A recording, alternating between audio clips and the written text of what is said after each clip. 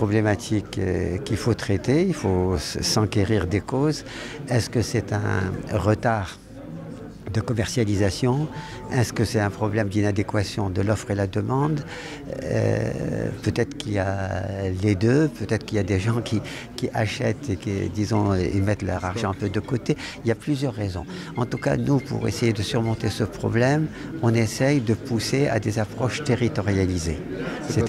C'est-à-dire ne pas faire, disons, nos programmes sur la base de grandes idées au niveau national, comme par exemple le programme des logements sociaux, mais vraiment partir des besoins, disons, du terrain, à partir d'une étude disons, du terrain. Tout ce qui va dans ce sens est souhaitable. Quand on dit 2 millions 100 000, bon, je prends par exemple le programme du logement social, à 250 000 par exemple, ben c'est sûr que dans certains endroits, il y a une suroffre par rapport à la demande, dans d'autres endroits, il y a un déficit. Il faut adapter notre offre aux conditions du marché.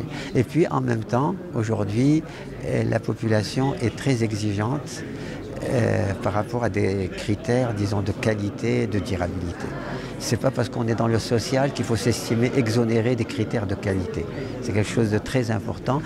Et l'une de ces rencontres, c'est de mettre ensemble un certain nombre d'opérateurs pour réfléchir comment produire mieux, meilleure qualité, plus vite et à des coûts à la portée des différentes catégories de la population. Je peux vous avouer qu'il ne s'agit surtout pas de crise, parce qu'une vraie évaluation n'a toujours pas lieu. Vous avez écouté vous avez entendu qu'il y a un logement vacataire de 2 millions d'unités. Et nous avons des gens qui construisent pour eux-mêmes. Nous avons le logement social, nous avons la lutte contre les bidonvilles, nous avons les menaces en ruine. Donc il y a tout un chantier de production d'unités de logement. Peut-être que l'offre et la demande ne sont pas en adéquation, mais réellement on ne peut pas parler de crise, on peut parler d'un ralentissement, mais qui répond à une conjoncture déterminée.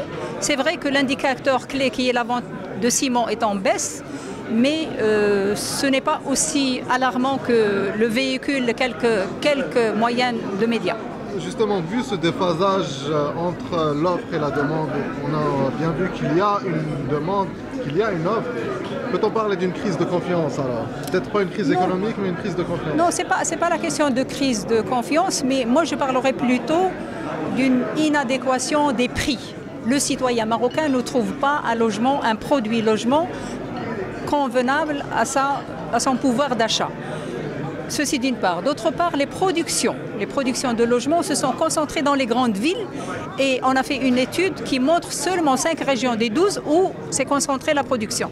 Donc nous avons un grand défi à relever, c'est la territorialisation de l'acte de bâtir et d'aller vers les régions qui n'ont pas encore bénéficié ni de l'appui de l'État ni de l'action des promoteurs privés.